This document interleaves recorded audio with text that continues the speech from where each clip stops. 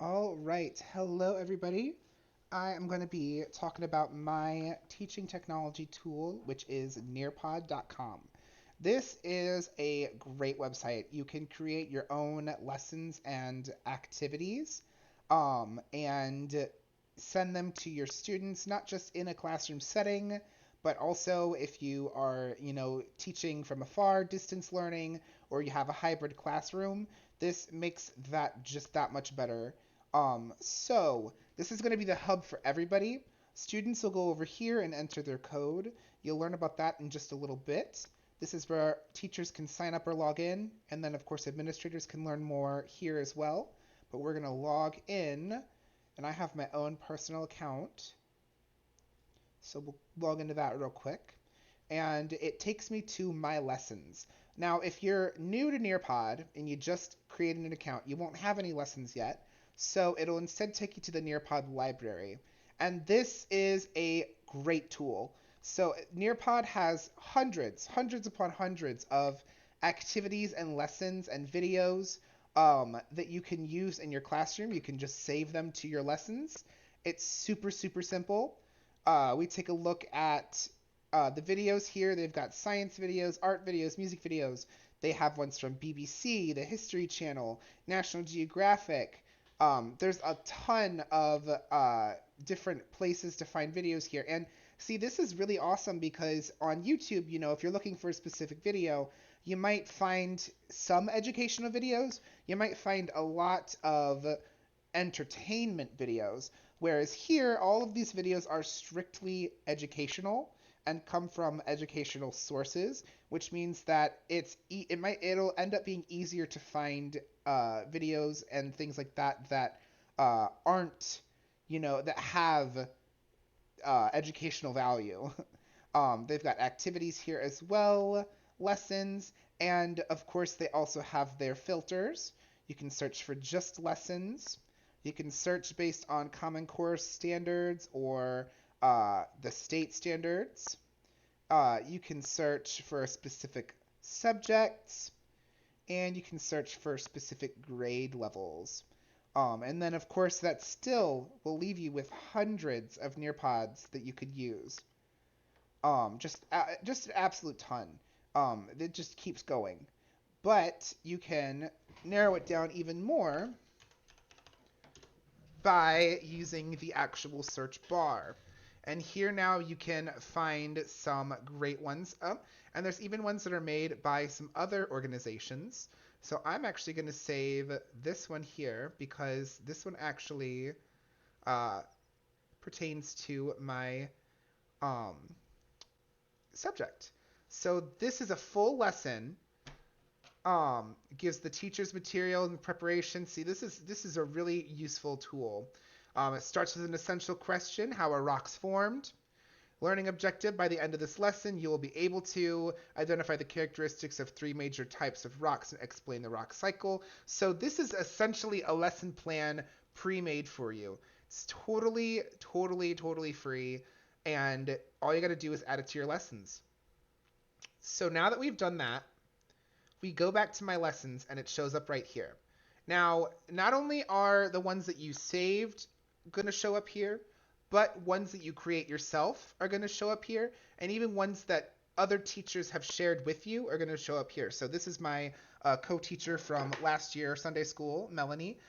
She had created and messed with this website and shared this little freebie activity with me when we were messing around with Nearpod the first time. Just real simple. What do you like about yourself? Instructions, and then there's tools down here to use it. But let's look at one that actually pertains to the subject.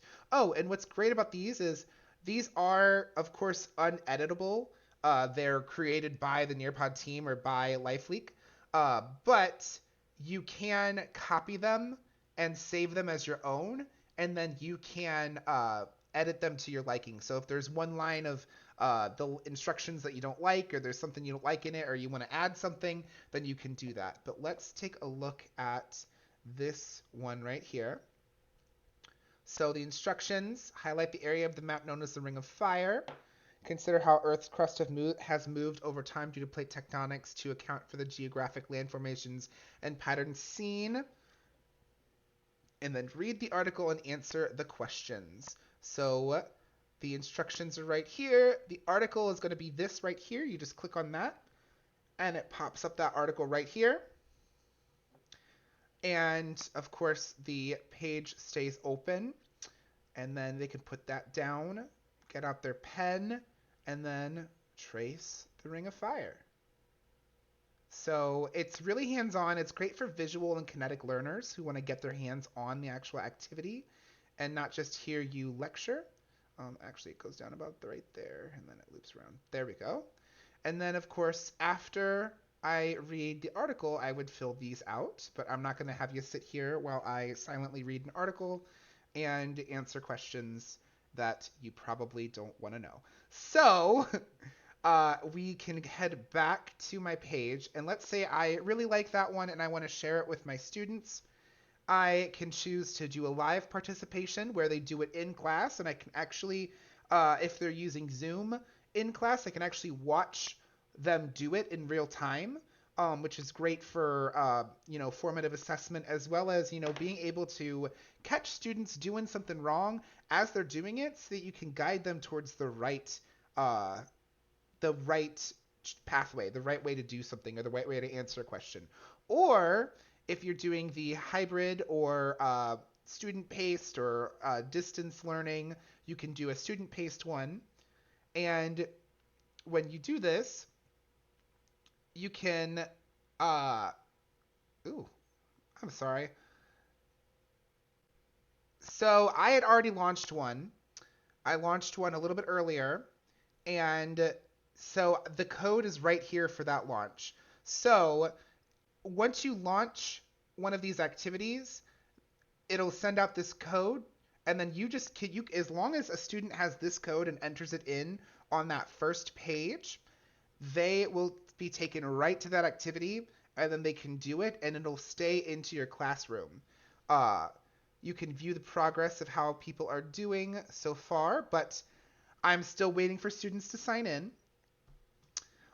So this is where you'll find the results of that activity, and it's really, really useful. Okay, I'm getting a little lost here, but yeah, basically, that is how you would send it out to the classroom, is using that code there, and then they would just go to nearpod.com, enter that code in, and they would do the activity.